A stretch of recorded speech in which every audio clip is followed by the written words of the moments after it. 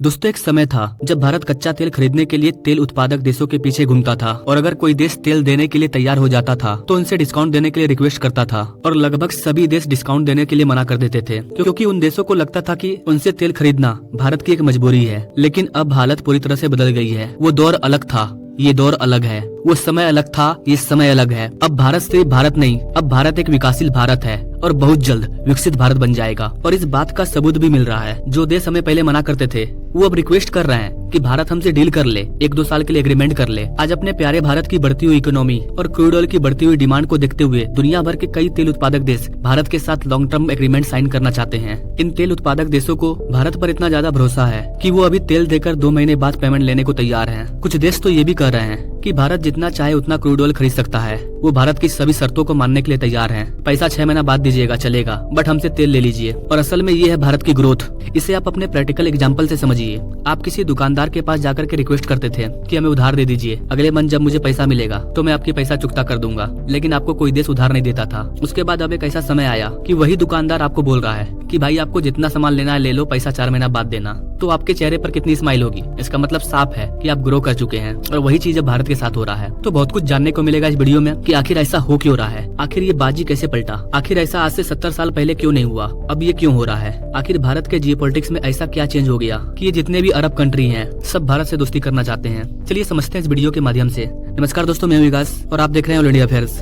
Gas petroleum के बाजार में भारत इतना मजबूत हो गया, इसमें वर्तमान सरकार का बहुत बड़ा रोल है। आज से 9 साल पहले हमें क्रूड ऑयल के लिए सोचना पड़ता था क्योंकि हमारे पास क्रूड ऑयल को स्टोर करने का जगह नहीं था। अभी हम बड़े मात्रा में क्रूड ऑयल को स्टोर कर रहे हैं और ये सब तब हुआ जब रसिया यूक्रेन वॉर स्टार्ट हुआ। दरअसल दोस्तों पेट्रोलियम सेक्टर के कुछ बड़े एक्सपर्ट्स का कहना है कि फरवरी 2022 में जब रसिया यूक्रेन वॉर स्टार्ट हुआ उसके बाद से पेट्रोलियम के मार्केट में भारत की पहुंच काफी ज्यादा बढ़ गई। क्योंकि इसके पहले जो देश 1 महीना पहले तेल लेने के लिए तैयार नहीं थे वो अब 2 महीने बाद पेमेंट लेने के लिए तैयार हैं। ये है असल जियोपॉलिटिक्स। ये भारत के बढ़ते हुए ग्रोथ को दिखा रहा है।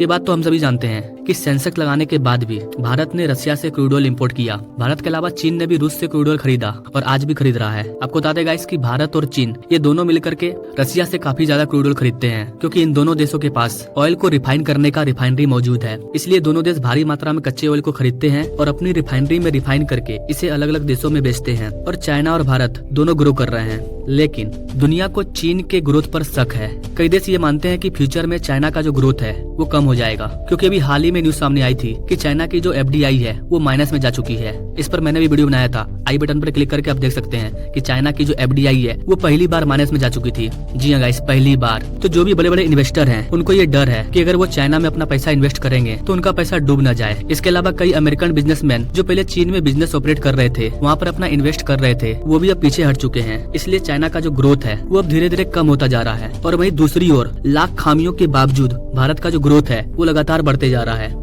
किसी से आगे निकलने के लिए आपके पास 2 ऑप्शन होता है, या तो सामने वाला खुद डाउन हो जाए तो आप खुद ऊपर दिखने लगेंगे, या तो सामने वाला सेम पोजीशन पर रहे और आप ग्रो कर जाएं तो आप आगे निकल जाएंगे। लेकिन यहाँ पर भारत दोनों पहलू में बाजी मार रहा है। एक तो चाइना डाउन जा रहा है, दूसरी ओर भारत ग्रो कर रहा है, तो हम और ज्यादा ग्रो हो जाएंगे। आज भारत की GDP, FDI, इकोनॉमी, इन सब चीजों को लेकर के कई आर्टिकल पब्लिश होते हैं और सिर्फ भारत में नहीं बल्कि वर्ल्ड वाइड दुनिया के बड़े से बड़े ऑर्गेनाइजेशन जब भारत के ऊपर रिपोर्ट जारी करते हैं तो वो हमारे ग्रोथ के बारे में बताते हैं कि भारत की जो GDP है वो और ज्यादा बढ़ेगी, भारत का एनर्जी डिमांड भी बढ़ेगा, इकोनॉमिक ग्रोथ भी बढ़ेगी। यानी कि हर तरफ सिर्फ भारत के ग्रो की चर्चा होती है क्योंकि दुनिया जानती है बहुत जल्द भारत वर्ल्ड की तीसरी सबसे बड़ी इकोनॉमी बनने वाला है। तो चर्चा तो होगी ही और इसका फायदा भारत को होता है क्योंकि जितने भी बड़े बड़े इन्वेस्टर होते हैं वो अपना पैसा इन्वेस्ट करने के लिए इन ऑर्गेनाइजेशन की रिपोर्ट को चेक करते हैं और ये ऑर्गेनाइजेशन अपनी रिपोर्ट में जिस देश की चर्चा करते हैं, जिसके बारे में बताते हैं, सारे इन्वेस्टर वहीं अपना पैसा इन्वेस्ट करते हैं। तो इस प्रकार से हम कह सकते हैं कि बहुत सारा FDI, बहुत सारा फॉरेन रिजर्व भारत में आने वाला है और आ भी रहा है। 2023 में भारत का जो फॉरेन रिजर्व था वो पहली बार ऑल टाइम हाई पर जा चुका था। आज दुनिया के बड़े से बड़े इन्वेस्टर भारत जैसे बढ़ती हुई इकोनॉमी में हिस्सा लेकर के ज्यादा से ज्यादा मुनाफा कमाना चाहते हैं। कनाडा जैसा देश जो कि भारत से दुश्मनी ले चुका है वो भी अपना पैसा भारत की इकोनॉमी में इन्वेस्ट कर चुका है ताकि भारत ग्रो करेगा तो हमारा पैसा भी ग्रो करेगा। तो एक तरफ हमारा जो एनर्जी डिमांड है वो भी लगातार बढ़ता जा रहा है। इसके लिए भारत का जो क्रूड ऑयल खपत है वो भी बढ़ेगा, क्योंकि हमारी एनर्जी डिमांड बढ़ रही है। और जितने भी तेल उत्पादक देश हैं उनको ये बात पता है कि भारत के साथ अगर एक बार डील फाइनल हो गई तो इसका मुनाफा कई गुना बढ़ जाएगा। उन्हें लंबे समय के लिए एक पेमेंट बायर मिल जाएगा। ईरान, सऊदी अरब, यूएई या और भी कई ऐसे देश जो क्रूड ऑयल सप्लाई करते हैं वो लगातार प्रयास करते हैं कि भारत के साथ लॉन्ग टर्म एग्रीमेंट साइन कर ले। लेकिन भारत में जो कंपनियां हैं उनका कहना है कि वो ज्यादा से ज्यादा 1 साल का एग्रीमेंट साइन करेगी, इससे ज्यादा नहीं। क्योंकि हमारे अपने एक्सपर्ट्स का मानना है कि तेल का जो दाम है वो लगातार गिरता बढ़ता रहता है, और अगर हम एक बार एग्रीमेंट कर लेंगे तो जिस दाम में एग्रीमेंट होगा उसी दाम में हमको ऑयल बाय करना पड़ेगा, और भारत ऐसा करना नहीं चाहता है। इसके अलावा भारत में कई तेल के कुएं मिल रहे हैं। हो सकता है कि आने वाले समय में हमें दूसरे देशों से तेल नहीं लेना पड़े, क्योंकि एक तरफ हम तेल निकालेंगे भारत में खुद से, और दूसरी तरफ अपना प्यारा भारत रिन्यूएबल एनर्जी की ओर भी बढ़ रहा है। सरकार कई प्रोजेक्ट लॉन्च कर रही है। अभी मैंने हाल ही में सूर्योदय प्रोजेक्ट पर वीडियो बनाया था, इसका लिंक भी डिस्क्रिप्शन में दिया हुआ है,